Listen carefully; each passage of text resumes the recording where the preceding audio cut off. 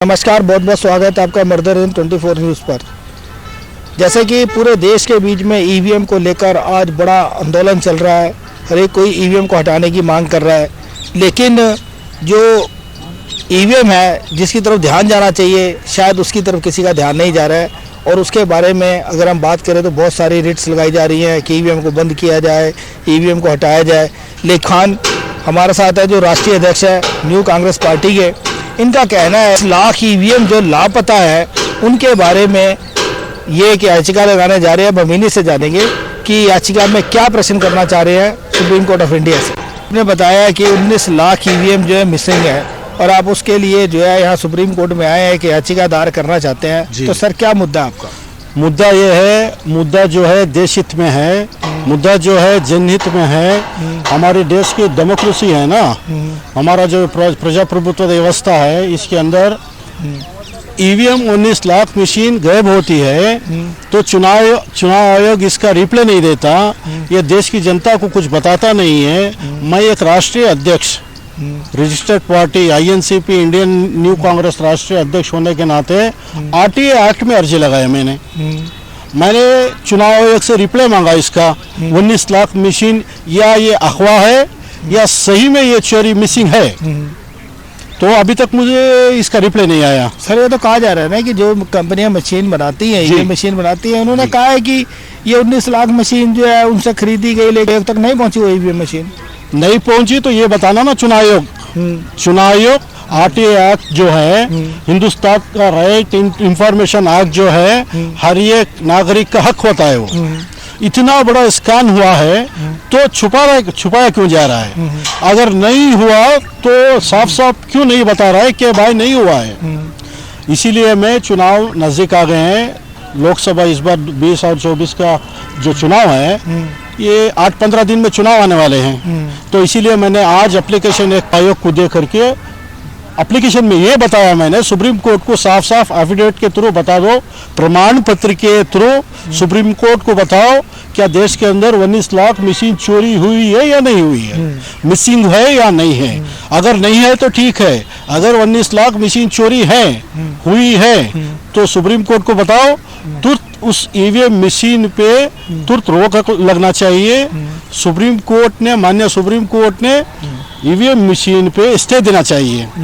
देखिए एक सच्चाई ये है, आजकल देश के अंदर चुनाव सिर्फ ईवीएम मशीन में नहीं हो रहा है।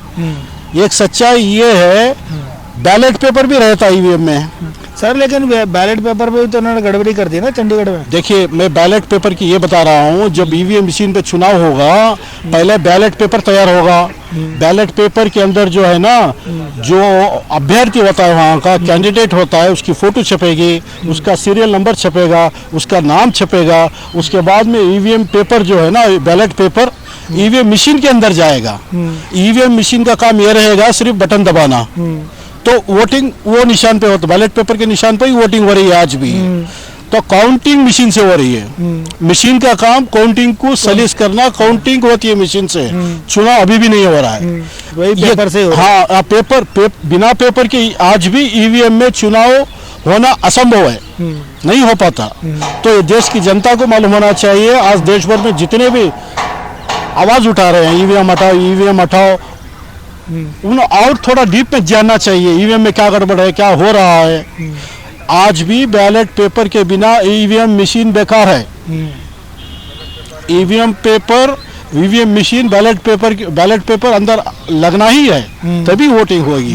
तो मेरी मांग ये है माननीय सुप्रीम कोर्ट से, अभी जो EVM machine with ballot paper का दो भी एक साथ चुनाव हो रहा है, बैलेट पेपर से चुनाव कराओ। ईवीएम मशीन को हटाने की मांग नहीं है मेरी, रुकाने की है। रुकाने की? हाँ, ईवीएम मशीन को हटाने की मांग नहीं कर रहा हूँ मैं, सिर्फ रुकाने की मांग कर रहा हूँ। मांग इसलिए कर रहा हूँ इस ईवीएम मशीन से चुनाव नहीं हो रहा है, सिर्फ काउंटिंग हो रही है। साथ साथ में मेरी और एक डिमांड ये है, सारा मुद्दा सारा देश का जो गड़बड़ हो रहा है ना ये काउंटिंग की वजह से हो रहा है। ये बड़ा मुद्दा है। आप बहुत गौर फिक्र करना चाहिए इस पे। ये एक बूथ में वोट हो रहा है तो दूसरे स्टोर रूम पे जाके स्टोर हो रहा है वो 8 दिन तक, उस पे एस्कॉर्ट लग रही है, उस पे लाखों रुपए खर्च आ रहा है। देश की जनता को रिजल्ट का आतंक बढ़ रहा है। तो इस सारे चीजों से निजात मिलना है। जिस बूथ में वोटिंग होगी उसी बूथ में काउंटिंग भी होगी। सुबह से 7 बजे 5:30 तक वोटिंग चलेगी।